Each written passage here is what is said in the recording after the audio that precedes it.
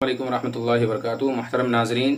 آج کا سوال یہ ہے کہ کیا عشر ذی الحجہ کے داخل ہونے کے بعد بال اور ناخن کاٹنے کا حکم کیا ہے؟ تو آئیے قرآن و سنت کی روشنی میں اس مسئلے کو سمجھنے کی کوشش کرتے ہیں کہ اللہ کے رسول صلی اللہ علیہ وسلم سے اس سلسلے میں کیا چیزیں ثابت ہیں۔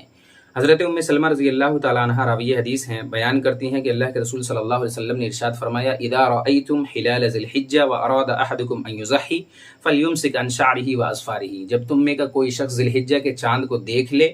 اور قربانی کا اگر ارادہ رکھتا ہو تو ایسے لوگ اپنے بال کاٹنے سے، اپنے ناخن وغیرہ کاٹنے سے رک جائیں۔ اسی طریقے سے دوسری حدیث کے ایک الفاظ ہیں: فلا یمس من شعرہ وبشرہ شیئا، انسان کے لیے لازم اور ضروری ہے کہ جسم کے کسی بھی حصے کو بال کو نہ کاٹیں۔ اللہ کے رسول صلی اللہ علیہ وسلم نے اس حدیث کے اندر حکم دیا ہے کہ ایسا نہ کرے، اور اللہ کے رسول صلی اللہ علیہ وسلم کا جو حکم ہوتا ہے وہ وجوب پر دلالت کرتا ہے۔ اس لیے علماء کرام اس چیز کو واجب ہے کہتے ہیں کہ یہ چیزیں انسان کے لیے واجب ہے اور لازم ہے کہ عشر ذی الحجہ کے بعد ناخن نہ کاٹیں اور بال وغیرہ کو نہ کاٹیں، اس سے پہلے فارغ ہو جائیں۔ تو اگر جو لوگ اب تک ناخن وغیرہ کو نہیں کاٹے ہیں یا بال وغیرہ کو نہیں کاٹے ہیں، وہ پہلے عشر ذی الحجہ کے داخل ہونے سے پہلے اس چیز سے فارغ ہو جائیں۔ دوسرا مسئلہ یہ ہے کہ گھر کے تمام افراد کے اوپر یہ چیزیں لازم آئیں گی یا صرف انہی لوگوں کے لیے لازم آئیں گی جو قربانی کا ارادہ رکھتے ہیں؟ تو یہ مسئلہ فتاوی لجنہ دائمہ سے پوچھا گیا کہ کیا گھر کے تمام افراد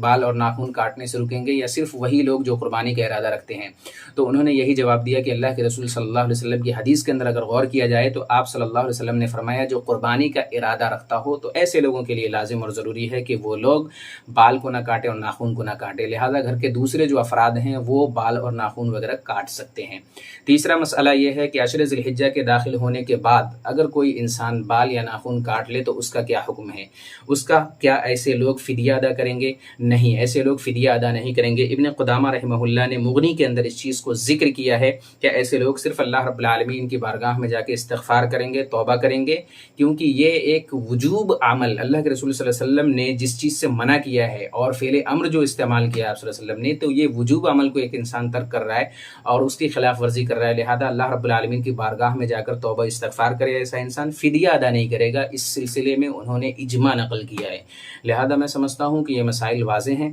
اور اگر اس سلسلے میں کوئی ڈاؤٹ ہے آپ کو تو کمنٹ باکس میں ضرور اس سلسلے میں آپ استفسار کیجیے گا۔ اللہ رب العالمین سے دعا کریں کہ اللہ رب العالمین ہمارے اعمال کو قبول فرمائے اور ہم جب تک جئیں تب تک اسلام پر جئیں، جب ہمارا خاتمہ ہو تو ایمان پر ہو۔ والسلام علیکم ورحمۃ اللہ وبرکاتہ۔